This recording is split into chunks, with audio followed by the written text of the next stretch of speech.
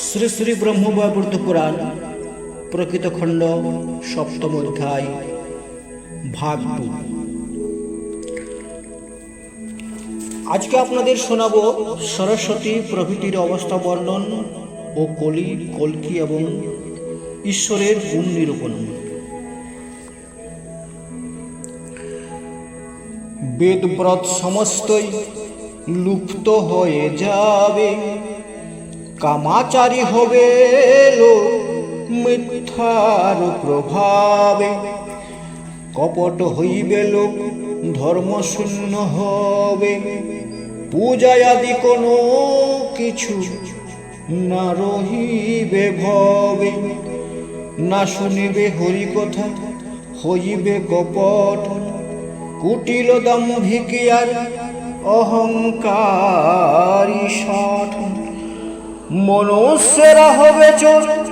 হিংসা পরায়ণ, বিবাহের ব্যতিক্রম হইবে তখন, নারী ও পুরুষে ভেদ কিছু না রহিবে,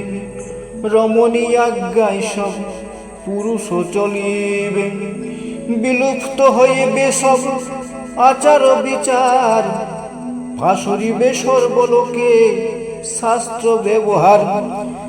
নারী বশীভূত হবে মনুষ্য সকল, বেশ্যাবৃত্তি আরম্ভিবে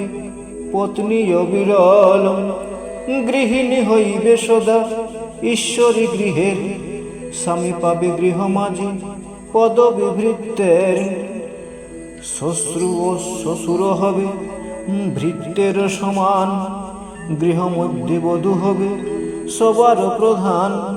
পত্নী পুত্র কন্যা ছাড়া কাহার সহিত সম্বন্ধ না রবে ইহা জানিও নিশ্চিত, ব্রাহ্মণ ক্ষত্রিয় আর বৈশ্যেরা তখন ম্লেচ্ছদের শাস্ত্র সব করিবে পঠন, নিজ নিজ ধর্মশাস্ত্র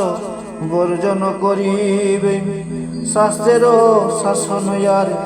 কোথাও না রবে, হইবে শূদ্রের দাস পত্রের বাহক, বৃষের বাহক হবে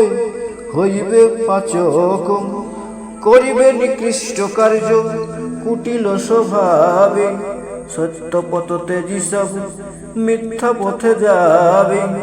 শস্যহীনা হবে ধরা ফলহীন তরু, পুত্রহীনা রমণীরা দুগ্ধ শূন্য গরু,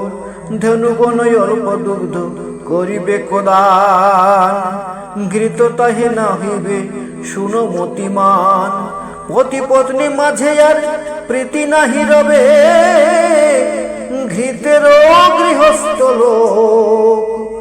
অসুখী হইবে।